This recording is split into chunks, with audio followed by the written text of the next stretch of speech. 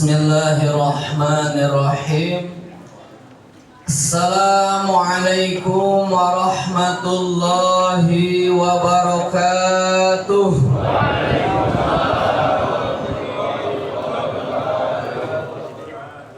Alhamdulillahilladzi faddala bani Adam bil ilmi wal amali ala jami'il alam.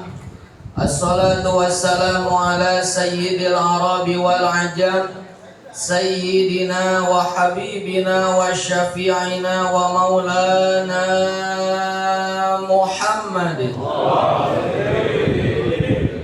ala alihi wa ashabihi ya nabiyil ulumi wal hikam. Amma ba'du.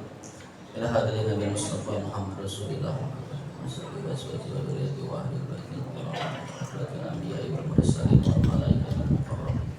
Wasadatina khulafa'ur rasyidin Al-Madin Muhaddisina Qura'i wal fuqaha'i wal ba'atil mujtahidin Muqalibuhum bidin wa syuhada'i wa salihin wal ulama'i al-amilin wal awliya Al-Imam Abi Sujah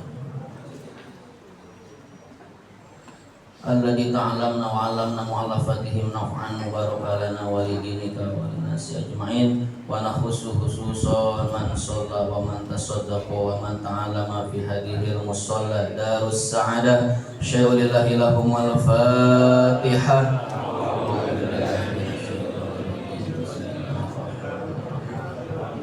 Alhamdulillahi rabbil alamin nasta'in ihdinas siratal mustaqim siratal ladzina an'amta 'alaihim ghairil maghdubi 'alaihim waladdallin rabbighfir lana amin. Allahumma faqihna fid din wa 'allimna at-tawhid. Hadratil mukarramin yang mulia, para ulama, guru-guru kita bersama, mohon maaf Al-Fakir tidak sebut nama. Kita doakan guru-guru kita mudah-mudahan senantiasa Allah berikan kesehatan dan keafiatan, Allah berikan umur yang panjang disertai dengan segala kemudahan. Segenap pengurus Jamiah Kuliah Subuh Sabtu Kebagusan, Bang Haji Munir beserta jajaran, begitupun teristimewa Sohibul Hajjah Ketua DKM Mushola Darus Sa'adah Bapak Haji Toto Sudarto, Bapak Ustadz Bustamiri beserta jajaran, dan juga segenap pengurus DKM Masjid dan Mushola Sekelurahan Kebagusan, dan juga hadirin yang dirahmati Allah Subhanahu wa Ta'ala. Mudah-mudahan kumpulnya kita bersama dalam rangka melaksanakan kewajiban kita menuntut ilmu agama, duduknya kita di taman surga dicatat sebagai pahala yang berlipat ganda, menjadi wasilah diampuninya segala dosa. Allah permudah segala urusan kita, Allah kabul segala hajat kita, dipermudah jalan kita ke surga. Amin ya Allah ya Rabbal alamin. Ahlan wa sahlan wa marhaban guru kita Kiai Haji Mahmudin. Alhamdulillah setelah sekian purnama meninggalkan kita, ya alhamdulillah beliau makin bercahaya, ya. Allahumma sholli wa sallim ala sayyidina Muhammadin salatan tuballighuna hajja baitikal haram wa ziyarata qabrin Nabi Muhammadin sallallahu alaihi wasallam. Para bapak yang mulia, izin kita melanjutkan pembahasan tentang penyembelihan, ya. Kita tuntasin dulu, ya. Sebulan ke belakang kita ngebahas tentang udhiyah, yaitu penyembelihan hewan kurban, ya disebutnya udhiyah. Makanya hari rayanya hari raya Idul Adha. Nah sekarang kita masuk ke babul aqiqah. Bismillahirrahmanirrahim. Faslun, adapun ini pasal wal aqiqatu mustahabbatun. Nah ini makro abis sujanya, bahwasanya akikah itu disunahkan. Wahia, dan adapun itu akikah ad-dabihatu anil maulud yaumas sabi wa yudbahu anil gulami syatani wa anil jariyati syatun. Baik, ini makronya, kita ke pembahasannya langsung saja. Al-aqiqatu fil lughah, adapun akikah menurut bahasa, ismun, yaitu suatu nama atau istilah, li sya'ril ladzi ala ra'sil maulud, untuk rambut bayi yang baru dilahirkan.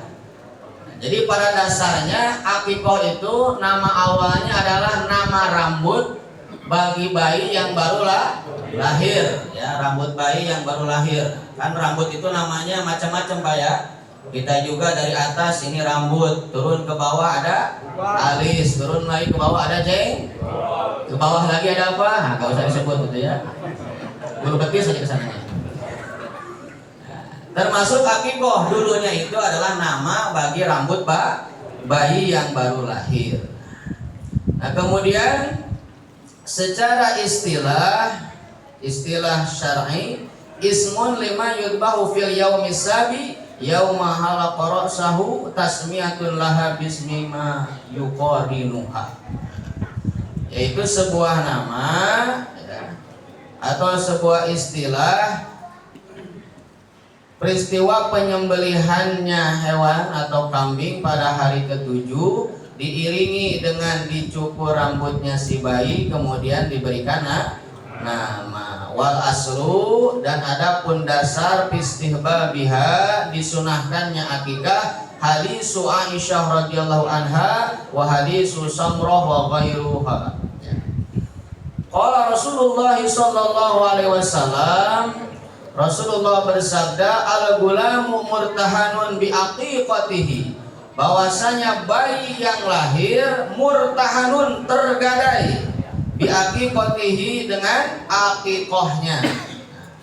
Jadi kita punya anak ya, setelah penantian panjang ini kan mesti disyukuri. Nah, sehingga istilahnya tergadai. Kalau tergadai itu kan milik kita tapi belum sepenuhnya.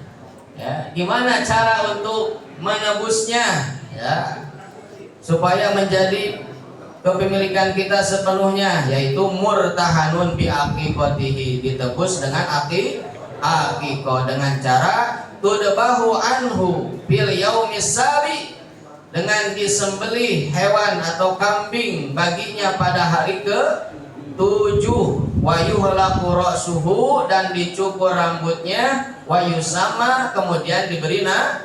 Nah, ini yang disebut dengan paket komplit. Ya, paket komplit akikah, ada penyembelihan kambing, ada pencukuran rambut, dan ada pemberian nama. Karena kan kita juga paham, dianjurkan itu, disunahkan itu bagi yang mampu. Terus kalau yang belum mampu, nanti ada pembahasannya. Baik. Kemudian ada hadis Nabi lagi, wa anil gulami syatani wa anil jariyatu syat wa anil jariyati syatun, dan untuk ya, bayi laki-laki itu dianjurkan menyembelih 2 ekor kambing, dan untuk bayi perempuan 1 ekor. Sebagaimana di sini amarona Rasulullah sallallahu alaihi wasallam, riwayat Sayyidah Aisyah, kami diperintah oleh baginda Rasul anna uqa anil gulami, untuk berakikah atas anak laki-laki bisyata ini dengan 2 ekor kambing, wa anil jariyati bisyatin, dan untuk anak perempuan 1 ekor. Wa yaumul waladati ma'dudatin minas sab'ati ala sahihi. Kemudian di sini ya, kita penyembelihannya itu, berakikahnya itu dianjurkan dimulai daripada hari ke-7. Nah, kemudian Gimana kalau belum mampu atau belum luang? Maka dianjurkan di hari-hari kelipatan 7, ya, hari ke-14. Hari ke-14 masih sibuk juga, hari ke-21. Nah kemudian misalkan waduh udah sebulan nih, ya, kelipatan 7 berarti 28 belum juga. Maka di sini ya dianjurkan jangan melebihi batas nipasnya si ibu yang melahirkan. Berapa hari, Pak? 40. Hafal aja Pak soal hitungnya. Misalkan ya udah 60 hari masih belum sempat juga, belum terkumpul juga. Nah, diusahakan jangan melebihi batas persusuan. Ya, siapa yang suka nyusu, Pak? Baik, berapa tahun? Dulunya itu 2 tahun ya. Cuman kalau bayi zaman now kan ya setengah tahun aja udah pengen formula karena udah diajak nonton mamanya ya. Baik. Nah, terus kalau belum sempat juga, nah, di sini ya kalau bisa jangan melebihi batas usia 7 tahun. Nah, dan seterusnya. Baik. Wahtajulahu ar-Rafi'i bi annahu alaihi salatu wassalam aqqa an nafsihi ba'da nubuwah. Dan Imam Ar-Rafi'i berhujjah, berpendapat ya, bahwasanya akikah itu diperbolehkan ya, ketika usia sudah tua, sebagaimana ada nas menyatakan Rasulullah Shallallahu Alaihi Wasallam beliau berakikah setelah diangkat menjadi nabi. Wahtaju ghairi bihi, dan ada juga hujah yang lainnya. Berapa tahun? 40-an ya. Ini kan Bapak nih kayaknya kebanyakan usianya 40-an ini ya. Jadi bagi yang belum berakikah ya 50 ya sama pokoknya 40 tahun ke atas. Ya, baru 25 di belakang ya. 25 itu dari pusar ke atas ya. Baik. Nah, jadi diperbolehkan walaupun sudah usia 40 ke atas, tapi cukup menyembelih kambing doang. Jadi Bapak gak usah dicukur sama ganti nama lagi ya.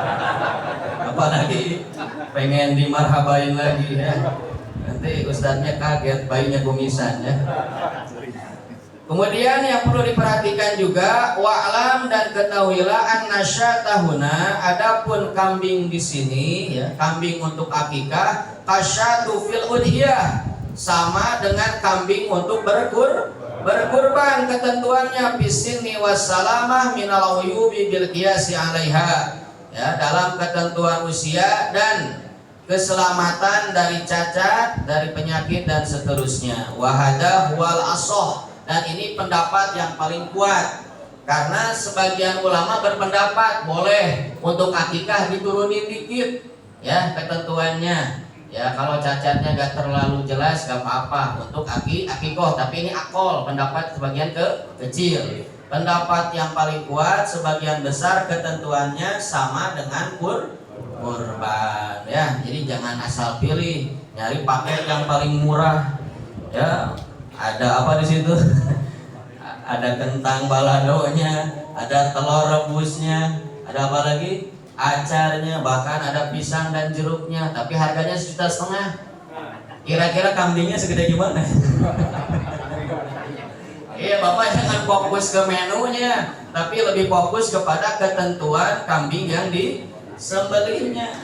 Ya, karena anjurannya itu motong kambing, ya bukan motong kentang.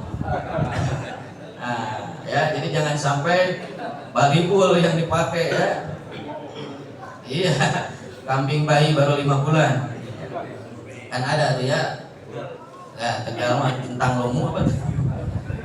Kemudian yang harus diperhatikan juga, wa yustahabu ayyakula inda dabiha, dan disunahkan ketika penyembelihan sama dengan kurban, yaitu dengan membaca doa Bismillahi Allahumma minka wa ilaika fataqabbal aqiqatu fulan ya. Jadi gak cukup dikalungin apa tuh dikalungin kertas, namanya bin siapa, tapi juga disebutin di dalam doanya, ya sejatinya ini hewan adalah pemberianmu dan aku persembahkan kepadamu atas nama siapa, fatakobal, maka terimalah persembahanku ini, ya. Bismillahi Allahumma minka wa ilaika fatakobal akibatu fulan.